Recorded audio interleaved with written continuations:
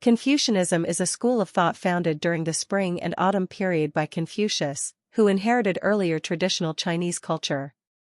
Through the dedicated efforts of Confucius and his disciples to spread his teachings, it later developed into the mainstream ideology of traditional Chinese culture. Confucius was the pioneer of private education, and he and his disciples imparted knowledge and cultural education centered on benevolence and filial piety, core values of traditional Chinese culture. This led propriety, righteousness, integrity, and a sense of shame to naturally become moral cultivation and social norms guiding the thoughts and behavior of the people. The spread of Confucian thought does not require churches, temples, or mosques. It does not need clergy, nor does it demand offerings. It imposes no religious commandments on either its transmitters or its followers. More importantly, the core of Confucianism, filial piety, is regarded as the earliest culture of human ancestors. It was the foundation of dependence in humanity's evolution from apes to humans, and it is also considered the most important distinction between human beings and other animals. Although the Confucian school spread widely during the Spring and Autumn and Warring States periods, Confucius and his disciples did not develop it into a religion. Ancient Chinese people generally believed in gods and held reverence for heaven, earth, ancestors, and all things in nature, but Chinese philosophers were more concerned with human relationships. Confucius' attitude toward spirits was to respect them while keeping a distance. On one occasion, when a student asked about serving ghosts and spirits, Confucius advised that since people had not yet learned how to serve the living, how could they serve the spirits? He also said that since one does not yet understand life, how could one understand death? Confucius hoped his students would maintain respect for spirits without falling into excessive superstition, and instead place their focus on real life and human affairs. Because Confucianism emphasized practical human life and social relationships, it was easier for ordinary people to accept than some ideologies centered on the supernatural. It thus became a guiding norm for people's thoughts and behavior. Confucian thought, like a cultural gene outside the human body, was passed down from generation to generation within families in ancient China. The great Confucian scholar of the Western Han, Dong Zhongshu, introduced into Confucianism, founded by Confucius and already developed into the mainstream of traditional Chinese culture, the theory of the mandate of heaven and the so-called interaction between heaven and humanity. This led Western Han rulers to accept Confucianism, giving it the opportunity to enter the official ideological mainstream.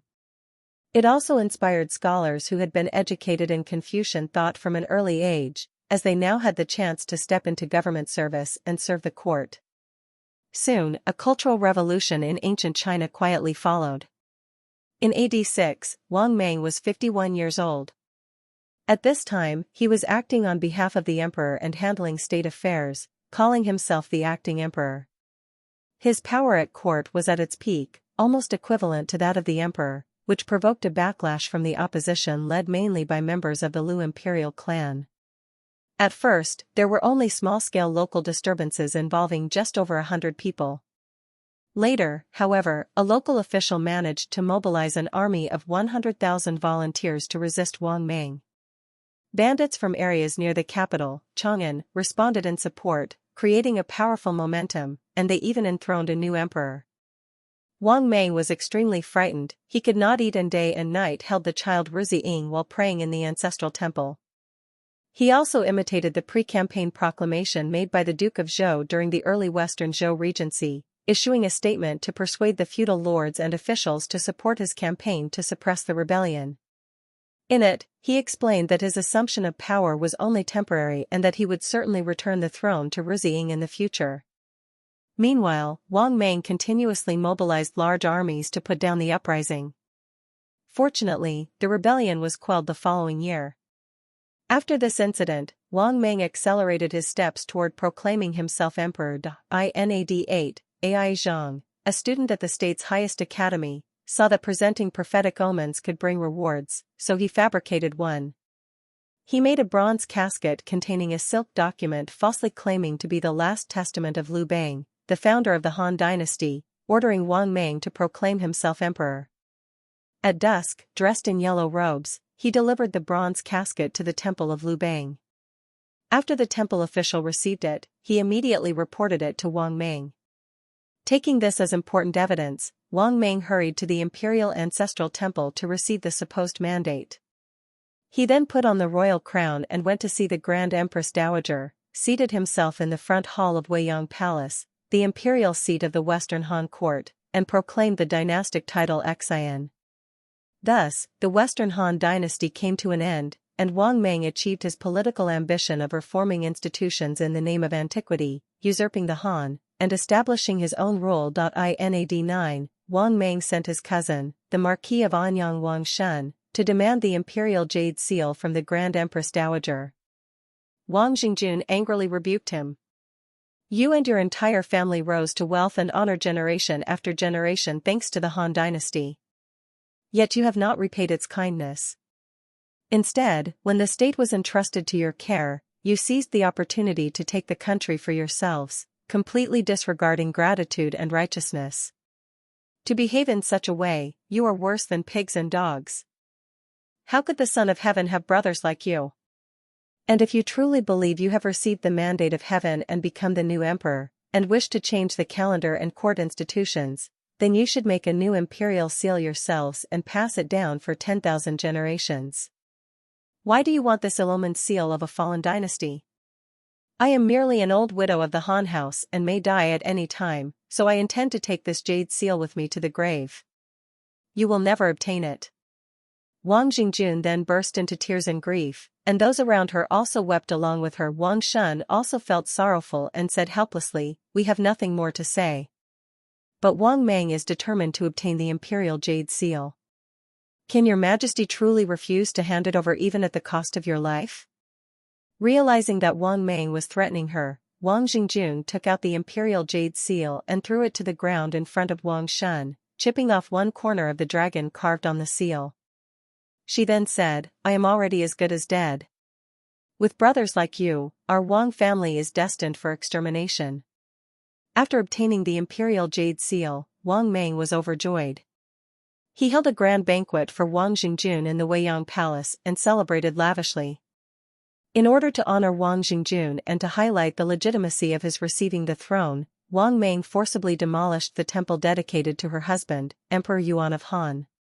He then converted its former main hall into the Wenmu Zhuanchi Hall, also called the Palace of Longevity, to be used for banquets and for the future veneration of Wang Zhengjun. Wang Mang prepared a banquet and invited Wang Zhengjun to the Palace of Longevity. When she arrived and saw that the temple of Emperor Yuan had already been abandoned, she was greatly shocked. Weeping, she said, "This is the ancestral temple of the Han house, where the spirits reside. What offense has been committed that you would destroy it? If the spirits are unaware, what is the use of building temples? But if they are aware, I was originally only another man's consort. How could I disgrace the former emperor's temple by turning it into a place for my own meals?" She also privately told her attendants, "This man shows disrespect to the spirits, how could he long retain heaven's protection?" The banquet thus ended on an unhappy note. After usurping the throne, Wang Mang knew that Wang Zhengjun resented him, and he often tried deliberately to please her, but Wang Zhengjun was never able to let go of her bitterness. In 13, Wang Zhengjun passed away at the age of 84. When she was young, she was sent into the palace and, through a twist of fate, came to serve the crown prince. Although Wang Zhengjun never received true love from her husband, Emperor Yuan of Han, she was not a favored consort. Her son later became emperor, making her a stepping stone for the Wang family to wield power as maternal relatives.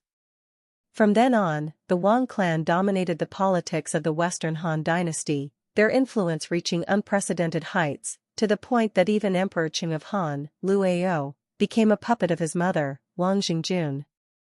It was precisely because Wang Zhengjun placed the interests of her family above those of the Western Han court that her pitiable nephew, Wang Mang, who had lost his father at a young age, was able to rise rapidly through her influence in the court and seize supreme power.